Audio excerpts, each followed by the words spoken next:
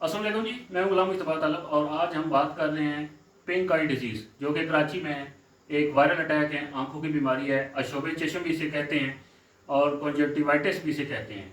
ये एक viral disease है और जिसकी वजह से आजकल बहुत से बंदे जो है वो रिपोर्ट हो रहे हैं हॉस्पिटल्स में। ये मसला सावन में ज़ोर पकड़ता है और इसकी वजह यही है कि जगह जगह पानी खड़ा होता है, जरासीम भरा पानी होता है। कराची के अलावा दूसरे शहरों में भी ये चीज़ रिपोर्ट हो रही है। मोस्टली ये बच्चों से बड़ों में शिफ्ट होता है। ये बीमारी होता यूँ है कि बच्चे जो हैं वो एहतियात नहीं करते और गंदे पानी में हाथ लगाते हैं। वही हाथ फिर वो मुंह में, आंखों में, नाक में लगाते हैं, जिसकी वजह से वो सबसे पहले वायरस का जो अटैक है उन पर होता है। और ये ऐसी बीमारी है जो एक शख्स से दूसरे शख्स में ट्रांसफ़र ईजिली हो जाती है। वो अमूमन जो है वो बच्चों की वजह से लगता है।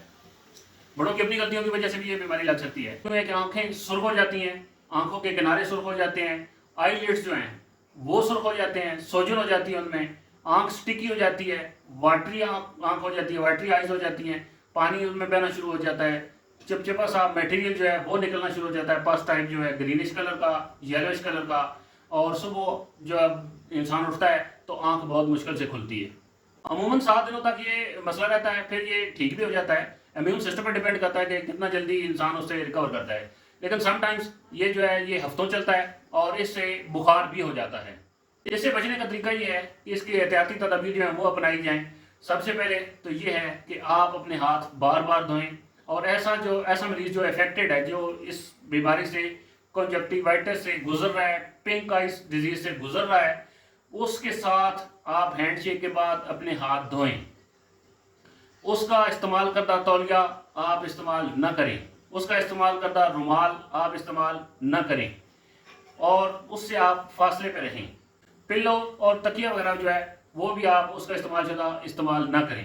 कोई ऐसी चीज़ जो उसके कांटेक्ट में रही हो आपने उसको इस्तेमाल नहीं करना। ड्रापर वगैरह जो वो पेशेंट यूज़ कर रहा है उसको भी आप ध्यान रखें कि वो ड्रापर उसके जो आँख है उसको टच ना करे, आईलिड को भी टच ना करे, आँख को भी टच ना करे, वरना वही ड्रापर जब दूसरे पेशेंट के लिए आप इस्तेमाल करेंगे तो वो डेफिनेटली वो बीमारी जो है वो शिफ्ट करेगा। इस बीमारी में आंखें खुश्क हो जाती हैं तो वायरस की वजह से रेड भी हो जाती हैं, इरिटेटिंग हो जाती हैं, दर्द होता है उनमें, पस टाइप मटेरियल निकलना शुरू हो जाता है।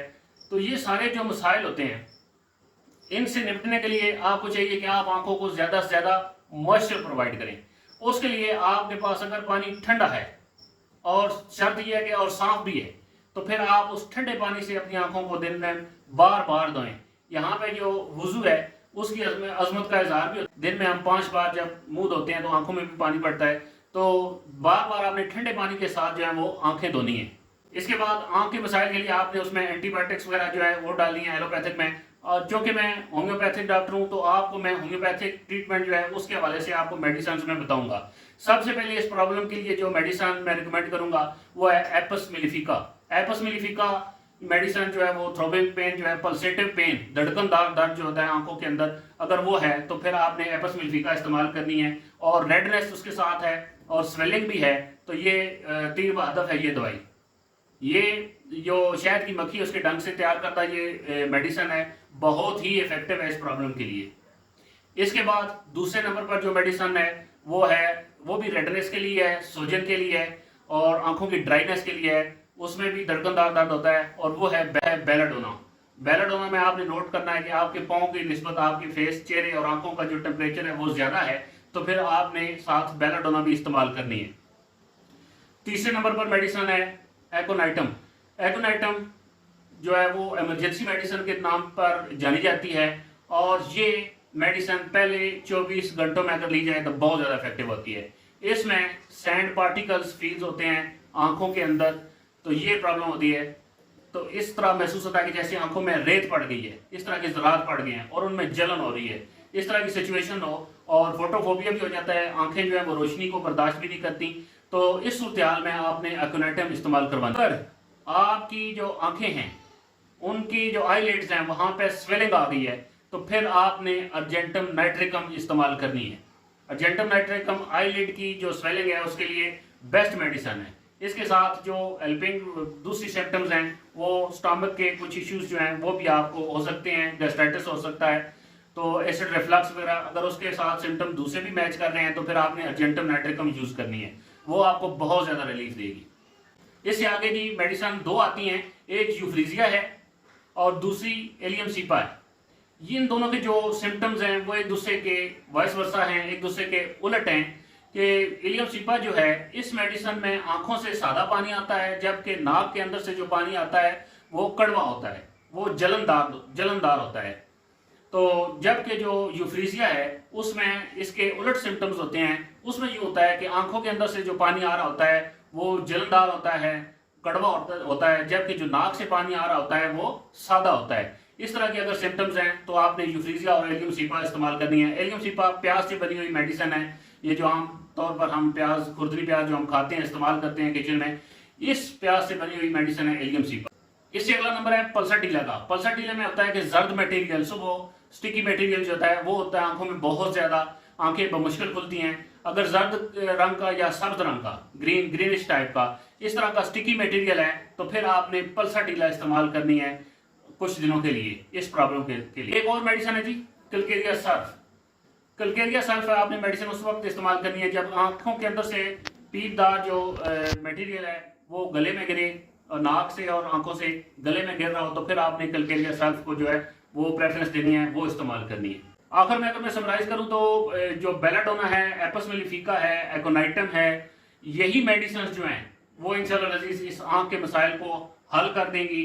और आप जो है ये कंजक्टिवाइटिस जो प्रॉब्लम है या पिंक आई का मसला है या आई फ्लो भी इसे कहते हैं, ये जो एक वायरल डिजीज आया हुआ है इसका सामना कर रहे हो तो यही इब्तदाई दवाइयाँ जो आपको मैंने बताई हैं, एपस, बेलाडोना और एकोनाइटम वगैरह, यही आप इस्तेमाल करें तो आपको इंशाल्लाह बहुत ज़्यादा अफाका होगा। एक और मेजर मेडिसिन जो है इस प्रॉब्लम की वो हैपर सल्फ है। हैपर सल्फ में भी किनारे सुर्ख होते हैं और इसमें पस या पीप या इस तरह का मटेरियल जो है, स्टिकी मटेरियल, वो आंखों में आ रहा होता है और आंखें दर्द कर रही होती हैं और मरीज ठंड ज़्यादा महसूस करता है। उसको हल्की सी सर्दी, पंखे की हल्की सी हवा भी जो है वो उसको फील जो है वो ठंड फील होती है। अगर इस तरह की सेंसेशन है तो डेफिनेटली उसके लिए जो हैपर सल्फ है वो बहुत ज़्यादा इफेक्टिव होगी। पिंक आई डिजीज जो है जी इसमें बड़ी तकलीफ होती है, जलन भी होता है, दर्द भी होता है, बुखार भी हो जाता है और फॉरन बॉडी की सेंसेशन भी होती है, आंख में शायद कोई चीज़ पड़ गई है। तो ये नज़र का मामला होता है, इसको आपने बहुत ज़्यादा केयर करनी है। फाती तदबीर जो मैंने बताई है वो आपने इख्तियार करनी है और आंख को मॉइस्चराइज रखना है और बार बार इसको ठंडे पानी के साथ आपने धोना है ताकि इसको जो है मॉइस्चराइजेशन मिले। और एक और मेडिसिन सिनेरिया मार्टीमा, वो भी आपने इस्तेमाल करनी है। और सिनेरिया मार्टीमा मोस्टली जो है वो ड्रॉप्स की सूरत में होती है, वो आपने ड्रॉप्स डालने हैं आंखों के अंदर सिनेरिया मार्टीमा के। उस सिनेरिया मार्टीमा में ये होता है कि साथ आपके सर में दर्द भी होता है। तो इन तमाम जो है वो एहतियाती तदबीर का आप ख्याल रखेंगे और इन तमाम अद्वियात का इस्तेमाल करेंगे तो डेफिनेटली ये जो वायरल डिजीज आया हुआ है जो बच्चों को बहुत ज़्यादा इफेक्ट कर रहा है, बड़ों को भी इफेक्ट कर रहा है, एक शख्स से दूसरे शख्स में ट्रांसफर भी हो रहा है, इससे आप बच सकेंगे और ये को बहुत ज़्यादा बड़े पैमाने पर फैलने से बीमारी रुक जाएगी। अल्लाह पाक आप सबकी हिफाजत करे। इन दवाइयों का इस्तेमाल कीजिए और दुआओं में याद रखिए और मेरा चैनल सब्सक्राइब कर दीजिए। अस्सलाम वालेकुम रहमतुल्लाहि व बरकातहू।